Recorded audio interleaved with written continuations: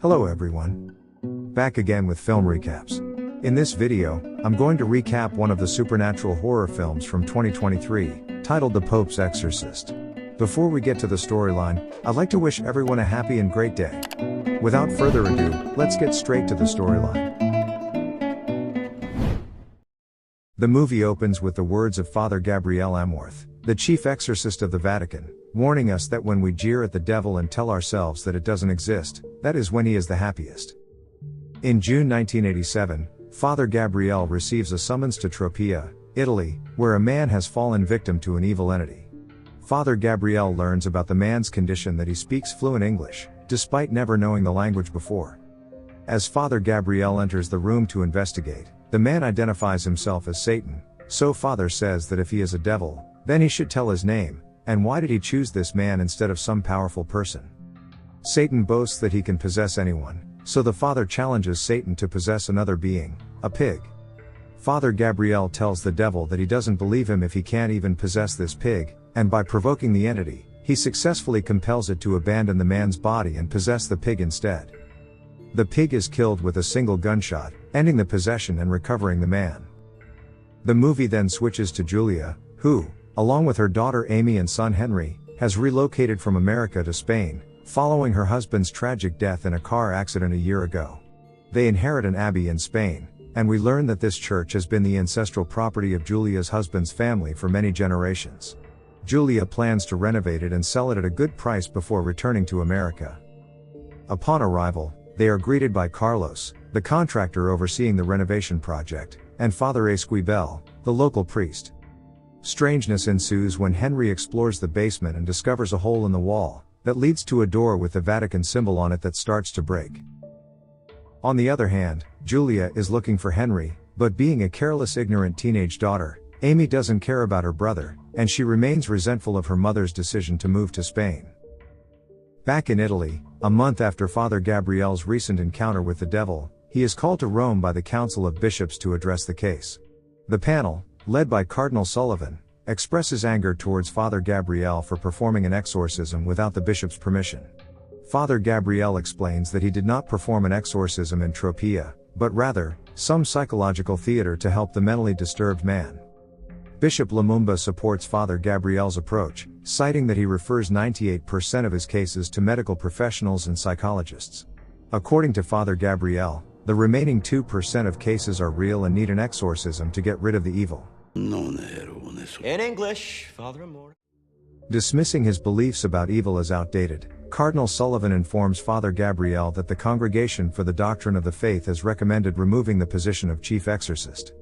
Frustrated that the church now doesn't believe in evil, Father Gabriel questions if their strong reaction is because of Rosaria Vilandez, a dead girl he wrote about in his magazine. Father Gabriel then states that his bishop appointed him to his position as chief exorcist of the Vatican, so if anyone has a problem with him, they should take it up with the Pope. The next day, a worker in Julia's basement hears a noise coming from the same opening that Henry discovered the day before. But as they illuminate the area with a flare, a sudden burst of fire erupts, indicating that they have inadvertently struck a gas deposit. The incident led Carlos to refuse to proceed with the work, recognizing the life-threatening danger posed by the gas deposit. The cracks on the door become more apparent, while at the same time, Henry starts having seizures. What is happening? Talk to me. The boy suddenly rises, forewarning his mother that they are all going to die tonight, before scratching his own face. Henry is rushed to the hospital, where Julia receives the news that his medical reports show no signs of physical illness, and the doctor suggests that Henry's condition may be linked to trauma. During their conversation, Julia reveals that Henry was present with his father on the night of the fatal accident, and since that traumatic event, he hasn't spoken a single word. The doctors can't do anything for Henry, except prescribe a sedative that Julia can use if he tries to hurt himself again. In the dark of night, as Amy heads to the kitchen for ice, a sudden power outage plunges the surroundings into darkness, and Henry suddenly gets up. Troubled, Amy investigates the main switch, while Julia tends to Henry, thinking that he might get scared. But the mother is shocked when Henry suddenly grabs her breast, and says he is hungry, so let him breastfeed. Startled, Julia witnesses the word hate etched onto Henry's stomach, and he instructs her to bring him the priest. Father Esquibel is summoned, but as soon as he enters the room, the demon kicks him out, claiming he is the wrong priest. Meanwhile, Gabriel meets the Pope, who tells him that they've done a good job up to this point, but that Cardinal Sullivan and the youth of today do not believe in Satan. The Pope then tells Gabriel about Henry's case at the San Sebastian Abbey that he has to solve, and how he can sense a great evil coming from there. He also claims that the San Sebastian Abbey has given the church problems before. Receiving guidance from his senior, Father Gabriel wastes no time and swiftly makes his way to the abbey to aid Henry.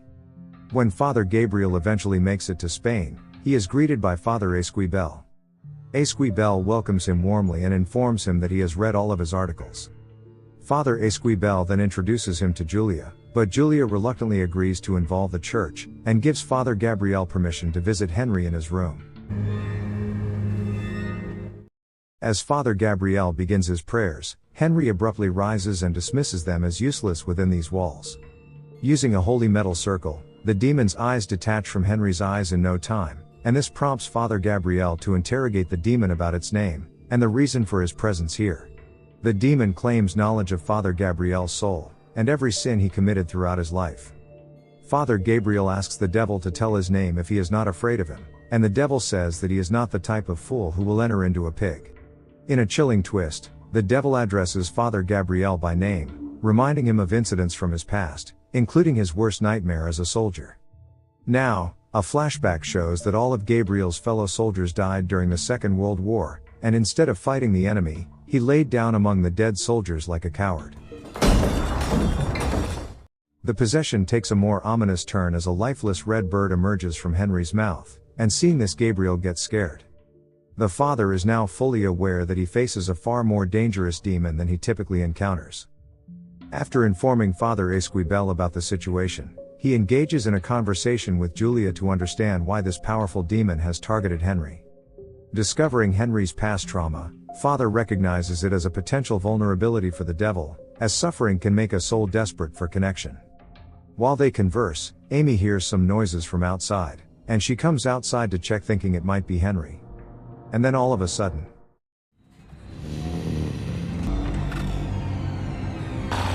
I need help. The girl then receives a call from her deceased father, who tells her that they are all going to die tonight. Filled with dread, she rushes to her mother and shares her harrowing experience, prompting Father Gabriel to realize the demon's ability to access their past. With a sense of urgency, he prepares for another encounter with Henry, aiming to unveil the entity's name, because knowing the demon's name weakens its power and facilitates the priests to defeat it. He tells Father Esquibel to confess because he knows that demons can use his unconfessed sins against him, but when Father Gabriel finds out that it has been 8 months since his last confession, he seeks forgiveness for all his sins through prayer rather than listening to them individually. Throughout the confrontation with the demon, Father Esquibel's role is to maintain constant prayer and refrain from responding to the demon's provocation. During their interaction to find out the devil's name, the devil continues to fight, causing Henry to convulse once more, followed by a sudden power outage. Father Gabriel then uses his lighter to illuminate the scene, and to his astonishment, he witnesses Rosaria's spirit, the person he had written about in the magazine. She accuses him of abandoning her and letting her die when he had the power to save her life. After this display of its power, the demon redirects its attention towards Father Esquibel. He reveals Esquibel's sin about Adela, and how much her family used to respect him, but he had sex with their daughter, despite his religious commitment. Father Esquibel tries to choke the demon, but Gabriel steps in to stop him. Gabriel leads him out of the room while the demon taunts him, by saying that he has taken the bait. Overwhelmed with emotions, Father Esquibel breaks down in tears, and tells Gabriel that Adela had wanted him to abandon his priesthood for her, but he had no intention of doing so he had to lie to her. Since he regrets what he has done, Gabriel prays to God to forgive his sins. When Father Gabriel recalls the demon's earlier words, "You have taken the bait," he suddenly understands that the devil is up to something much bigger than just possessing a boy. After instructing Esquibel to stand guard outside Henry's door, Father Gabriel immediately makes his way to the garden to see something he had observed earlier, and here a symbol of the Vatican is revealed. Now he recalls the Pope warning him about previous problems for the church here. When he pulls the concrete lid, the demon's power intensifies, causing the cross in Julia's room turns upside down. The evil entity targets Julia, and we see that someone is with her on her bed, and as soon as she wakes up, he attacks her, and starts pulling her inside the bed. On the other hand, Amy is violently thrown against a wall, so she locks herself in her closet. Meanwhile, Father Esquibel hears Henry's desperate cries for help, and rushes inside to aid him. But as he goes close to him, Henry wakes up and bites his ear, and says that no one will escape from here alive. Father Gabriel finds the well under the Vatican seal, and when he drops a burning paper inside to check what's inside, there is a huge explosion. Long story short, Father Gabriel manages to temporarily banish the demon through the power of his prayers, ensuring everyone's rescue. They then decide that Julia's home is too dangerous, and move them to the church space. Afterwards, Gabriel brings Father Esquibel to the well, where they uncover the seal of the Spanish Inquisition, a dark chapter in the history of the church. During that time, those who refused to convert faced torturous deaths. To uncover the secrets hidden beneath the abbey, Gabriel and Esquibel venture into the basement, and encounter the same hole in one of the walls. Noticing the crossed keys symbol, Father Gabriel uses a hammer to dismantle the walls, and the devil is awakened. It's a double. Gabriel and Esquibel then find a secret underground cemetery, and he tells Esquibel that this is the tunnel of sin. At the center of the catacomb lies a cage containing the skeletal remains of the Cardinal Protector, who was the last protector of the church. Gabriel tells Esquibel that he is not imprisoned in the cage, but it is for his protection, and it is done when the exorcism fails, so that he can be safe from the absconding devils, and bury this secret forever. Meanwhile in Rome, as the Pope delves deeper into his investigation of San Sebastian Abbey, he discovers a letter within the book. The letter, penned by the Cardinal Protector, reveals the presence of a strong evil gripping the abbey. It laments the failures of all attempted exorcisms, and states that a powerful demon now claims dominion over the grounds. Concerned for Father Gabriel's safety amidst this impending danger, the Pope succumbs to a heart stroke and he is taken to the hospital. Upon regaining consciousness, he tries to communicate with Bishop Lumumba, intending to warn Father Gabriel, but his physical condition renders him unable to speak, leaving him vomiting blood on Sullivan. As the priests continue their exploration, they encounter a locked door at the far end of the catacomb, and Father Gabriel discovers the key hidden within the stomach of the Cardinal Protector. Pressing forward, they venture deeper into the cave, where the fumes of gas and sulfur grow increasingly stronger, to which Gabriel says they are very close to hell. Their path leads them to the skeletal remains of Ahata, renowned as one of the greatest exorcists in history. Alongside his body, they find a journal recounting his tragic journey in 1475, and they learn from that book that the devil who possessed Henry has been possessing people for many centuries, including Ahata. The realization dawns upon the priests that everything that happened since Ahata's possession in 1475 was the sinister work of the devil. The Vatican became aware of this truth but chose to bury it, keeping it hidden from the world. The devil was imprisoned in the underworld, and his 200 angels were also with him. Here Gabriel also retrieves a map from the journal, realizing that San Sebastian Abbey is one of the 200 locations where the fallen angels are believed to be buried. The demon that possessed Ahata wanted to locate all these places in order to create an army, and bring about the destruction of the church. Father Esquibel speculates that the recent construction work may have inadvertently unleashed the demon upon the abbey. Amid these alarming revelations, Julia awakens in the church and discovers that Amy is not there, so she leaves to check on her at home. There, she finds Amy sitting with Henry in his room, and both Amy and Henry say that Henry is fine. When Julia attempts to take Amy away, she is violently thrown against the wall by the demon. He also takes Amy's body under his control, and twists her head. Meanwhile, the priests finally uncover the demon's name, Asmodeus, and this is when the demon screams out loud, and the Pope's health deteriorates. In a moment of relief, they succeed in sedating Henry. Father Esquibel then states that the devil feeds on exorcists. The devil has done evil things through Ahata, and he wants to do the same thing again by possessing the Pope's exorcist, Father Gabriel. But now they finally uncover the demon's name, a vital piece of information needed to defeat it. Gabriel then decides to confess his sins again. During the war he became a rebel, and many of his friends became victims of German bullets, but he survived. This prompts him to seek purpose in his spared life by dedicating himself to serving God. Now, burdened by regret, Father Gabriel believes he fell short of fulfilling his responsibility when he failed to protect Rosaria, despite her plea for help in the face of sexual abuse.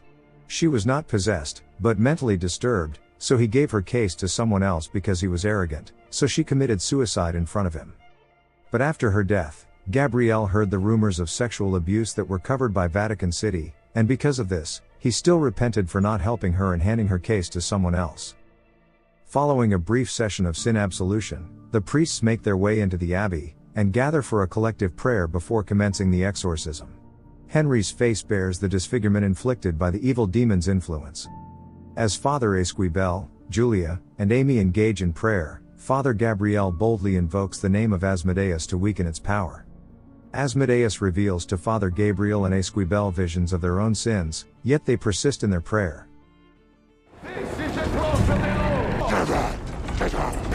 You are divine to me. I am Asmodeus.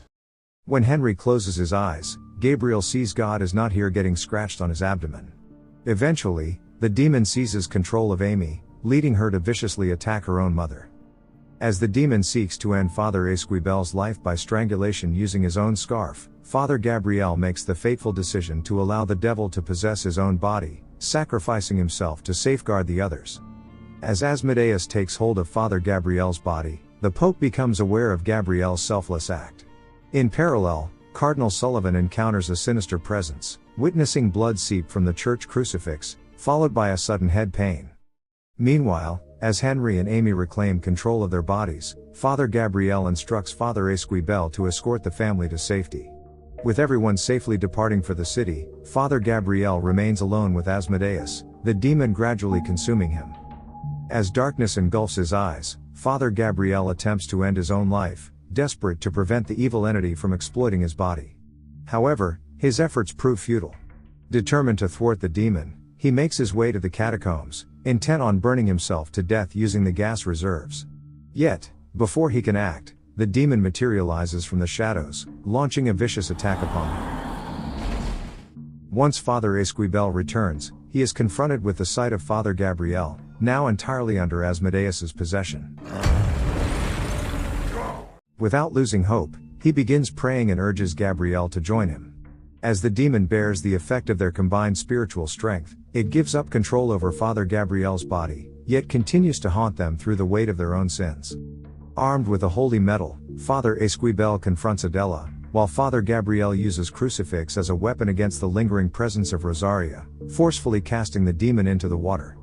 United in purpose, they commence reciting the final rites, finally ending the wickedness of Asmodeus once and for all. Following their courageous battle against evil in Spain, Father Gabriel and Father Esquibel receive praise from the Pope, who recognizes their success in defeating the demon and dealing a significant blow against darkness. Father Gabriel also learns that Cardinal Sullivan has taken a sabbatical on the Isle of Guam. Moving forward, Gabriel and Esquibel find themselves under the guidance of Cardinal Lumumba now. They discover that the Vatican bought the abbey previously owned by Julia's family, with the soil deconsecrated. The family made it back to America safely, and Henry is all right now. Although Asmodeus has been defeated, the quest to locate the remaining 199 sites mentioned in the Ahata's diary still lies ahead. Gabriel and Esquibel willingly accept the responsibility of eradicating the demons residing in the remaining 199 sites on Earth, driven by their unwavering commitment. While this story is fictional, it is worth noting that Father Gabriel Amorth, upon whom the character is loosely based, was a real person who dedicated his life to aiding those affected. His service continued until his passing in Rome in 2016, leaving a legacy of compassion and faithfulness. Okay guys, that's all the recap of the Pope's Exorcist 2023. Thanks for watching. See you again in the next video.